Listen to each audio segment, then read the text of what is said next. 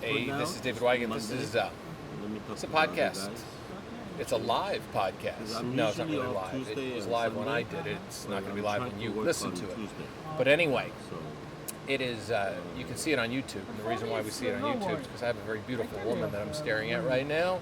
You don't need to look at me. You can look at her because you've already seen what I look like. Plus, I got a red spot on my nose from putting on this cream that burned my skin, and I didn't know that it would. So I'm hiding right now. And for those of you that are listening to this podcast, you can go to YouTube and actually watch this and see Fern in action. Fern and I go back a long, long way. How many years has it been? Oh my gosh, maybe 4? 4 years. 3, Wow. 4 maybe. That's a long time. That's a long time. Yeah, we had wonderful connection. We hung out. I met you with my friend Jonathan, I think, right? You were at that place on Lincoln. Yeah, I was leading meditation. Mm-hmm. Yes. And I saw, when I first saw Fern, I was like, now there is some serious sex appeal. Okay? And I sent that little vibe, and that's what a lot of people don't understand. It's nonverbal communication gets you the girl every single time. Nonverbal communication for you women gets you the guy. I looked at her, she looked at me, we just smiled at each other, and then we just connected from that point. And that was really all it really took. It wasn't words, because it's when you have two people who are confident, and you first, remember when I first met you, you moved from New York, LA was a new experience for you. Brand new. Right? You were here to find yourself, figure things out, step into your sensuality, step into your sexuality, step into your body. And for those of you that want to check Fern out, she'll give you her Instagram. This is a woman that owns her sexuality. You see pictures of her and you're like, damn, girl. I mean, you own it, you rock it. So tell everybody what you're doing, what you're working on, and how this experience has changed you, because you live in Costa Rica now. So yes, I came to Los Angeles to fall in love with my life after living in New York, in finance, and losing my feminine sense of self. You know, New York is a very masculine city. The energy is very, it's linear. There's a grid system with the streets, and you're walking on concrete all the time. LA, or on the coast, it's more feminine. You have the water, you have nature, you have the elements of the quality of flow. And so I really fell in love with my life. I created an essential oils company that makes you smell like love.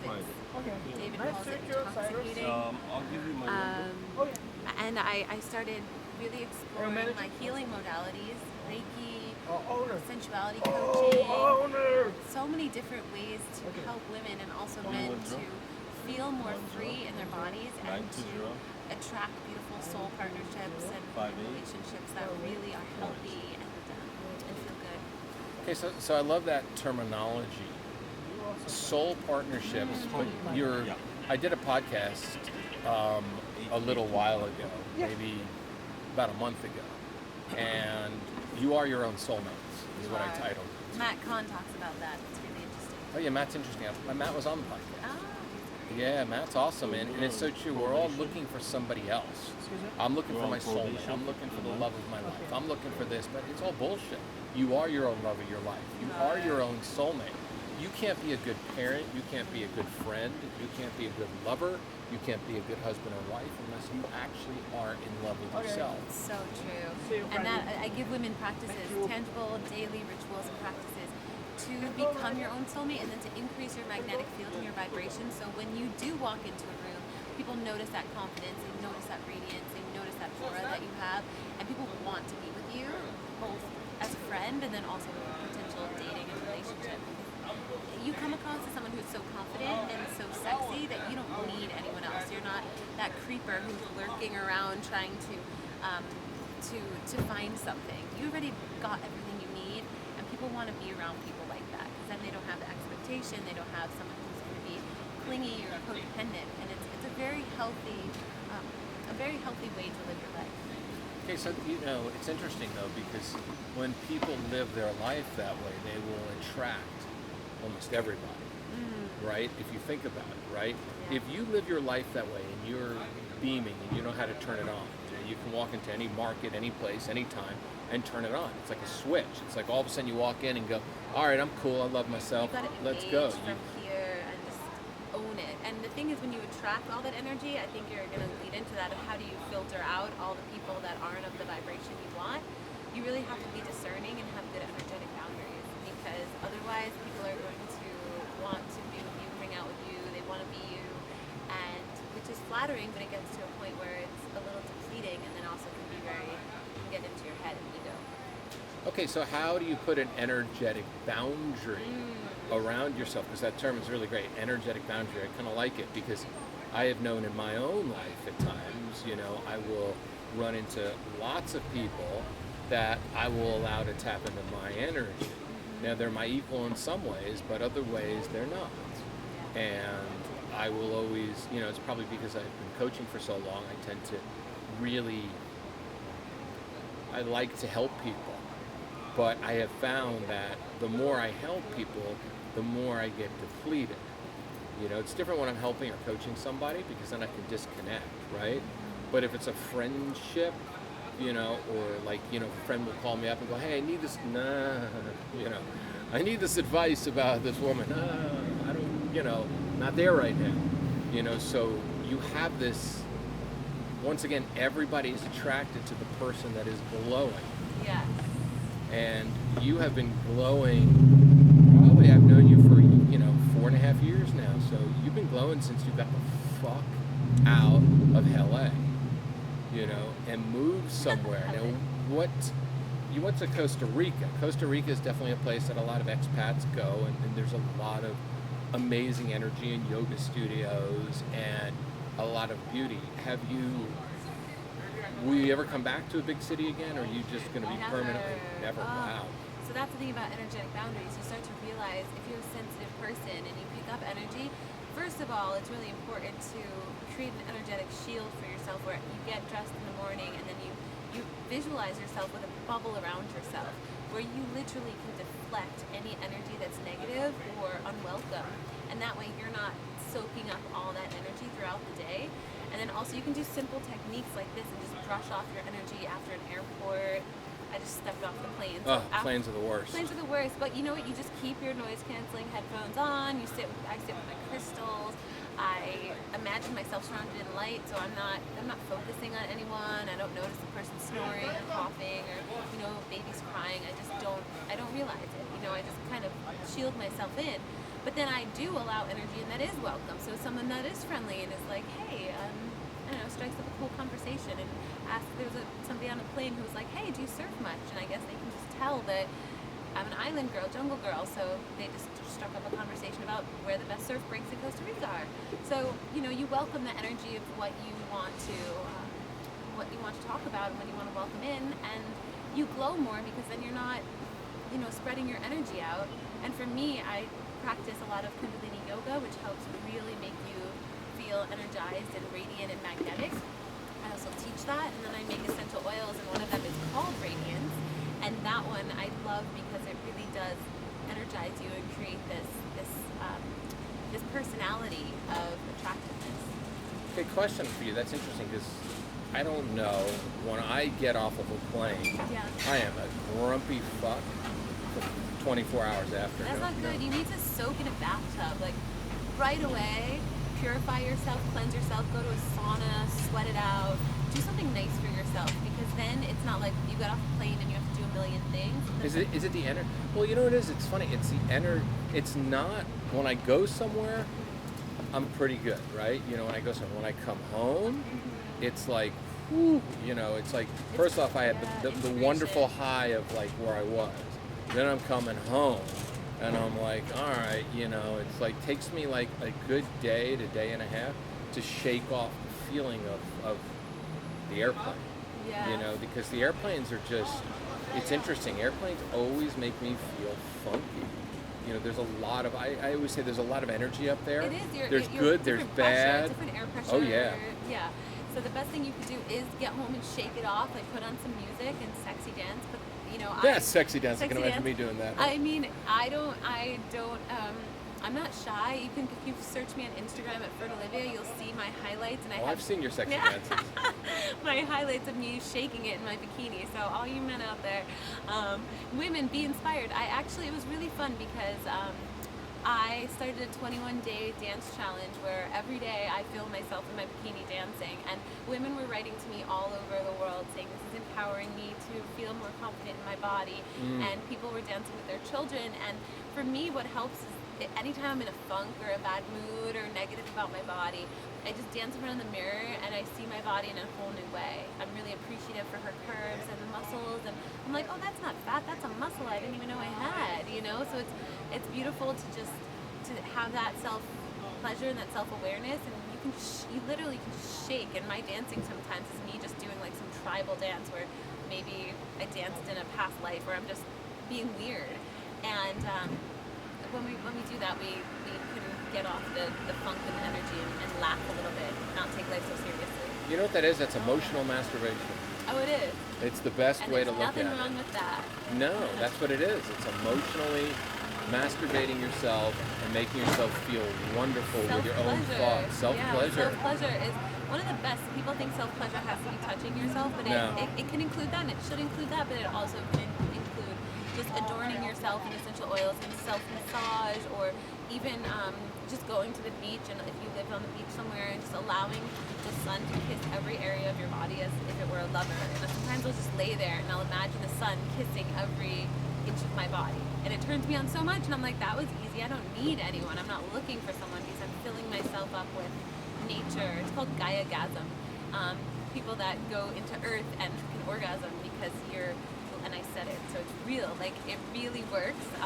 Find me and ask me about it. It's if you really tune into your presence so much in nature, and and maybe create a sacred space in your house, and you can just tune into presence, and that sensuality will just elevate, and you'll feel that just walking down the street. You'll start to notice the flowers more. You'll start to notice the sun more, and then you become less agitated, less needy for anything because you've got it.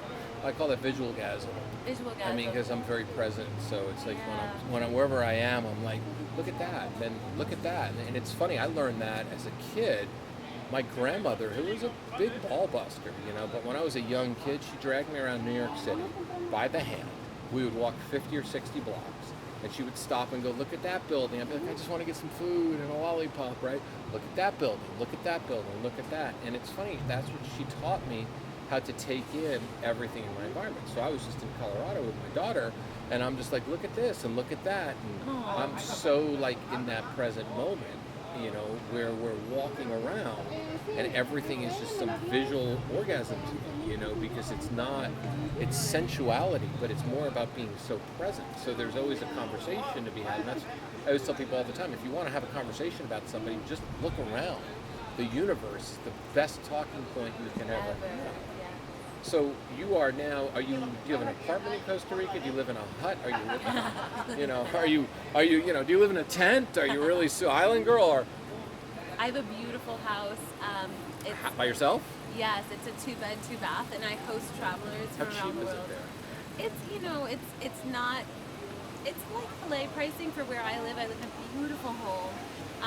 For me, I created a beautiful space as a sanctuary for me to come home and drop into in between travels. And then also I host travelers on wellness retreats. I host women for one-on-one healing retreats where we talk sensuality and Reiki and Tantra and surfing if they want to surf, workouts, dancing.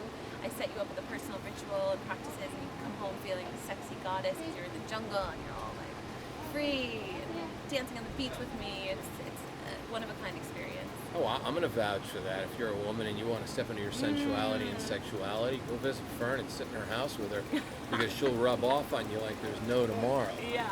She'll rub off on you 24/7. It takes a very special woman who wants to come and experience that, because it is work. You have to let down your boundaries on, the jungle's the jungle. It's not always the most comfortable place. It's warm. There's monkeys howling outside the window. It's not so bad, but there's bumpy roads, and women apply. So go to my website at fernolivia.com or thyroid.yoga. I'm sure David will put all the links up there, and you can contact me if you're interested, and we'll talk if it's a good fit, and if it is, you're gonna have the life-changing experience. How's your okay, for those of you that want to pick a celebrity, I'll tell you what, if you go and rewatch this, You go send me an email. The first one who recognized a celebrity who rode by on a bicycle gets a what should we give them? Gets a free program. Who Okay. was it? Oh. I'm not gonna say. We're gonna ruin it. You know. I'll have to watch this episode. You'll have to watch check that it episode. Out. I'll have to watch it it too. out. Maybe I'll be the first one. There's probably. Oh, I know who it is. Yeah, you know. Yeah, I know. Yeah, there's probably two. The woman with him is probably one too. So if you can, first one to do it gets a free program. Oh, we're gonna get another shot at looking right now. So Fern, I have to ask. Okay, how's the love life in the jungle, man? How's the monkeys treating you? The love life in the jungle is, it's very good shot, man. It's very interesting. What I find is that there's a lot of people that come in and out of the jungle. They're transient, they're travelers. Some people are building property and they come in and they drop in and then they leave. So it's hard, but also it's easy. Is that for me, what I'm finding, this is my own personal experience, is that if you're looking for a life of freedom and not being, in the boundaries of this societal relationships that we're used to in the United States or the Western world, it's a beautiful place. Because then you're able to have a relationship, or grow the foundation for a relationship without having this need for structure and this need for definition and this need for, white picket fence, marriage, children. There's a lot of people with the non-standard type relationships. And it's beautiful to see that because it opens your eyes to what does it mean to be in a relationship? What do you really want, and why did you want it that way? Maybe it's because you thought you had to have that sort of relationship because that's what your family does and that's what your religion says. But what do you really want in your heart? So I'm learning and I'm seeing all the different types of relationship dynamics, and I'm so you're defining. You know what you're really saying, okay, is that you are defining.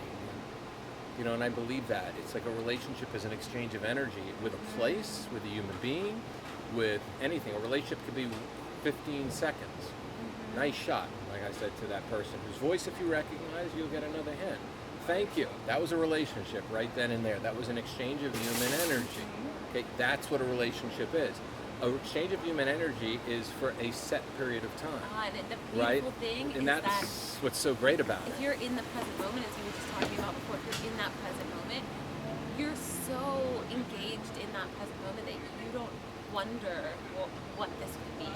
Is this person going to be my potential soul partner? Or is this going to be marriage? Or, whatever is next. And it's so nice because like I said, so many people travel in and out. You might have an amazing week with someone who came into town and you let it just be that. And then if it progresses from there, but you don't always have to know. And what's helped me is it really helps me to learn non-attachment.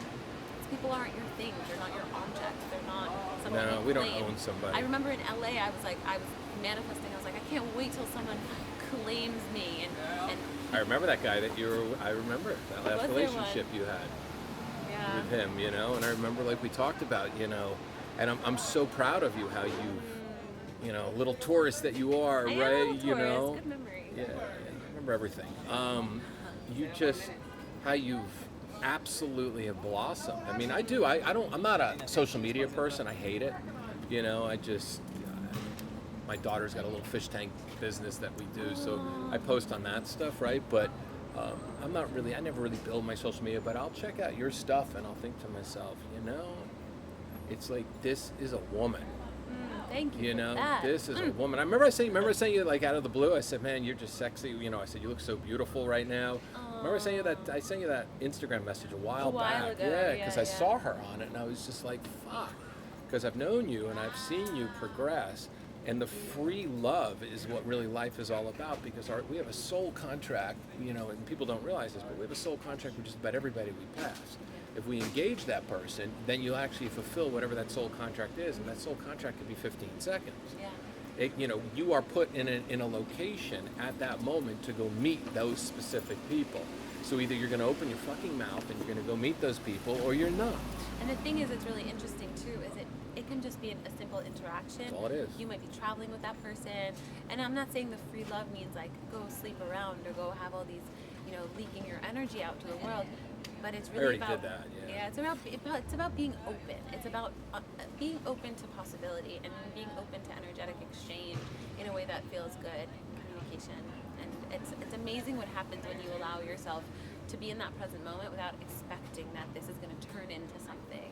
And that's where I see so many people do it incorrectly, because every single date, was this going to be the person, and why didn't he call me, and this and that, and did I show up, did I wear the right thing, and this and that. And if you're just in the present moment and you allow yourself to be guided, you're not going to have to worry about any of those things.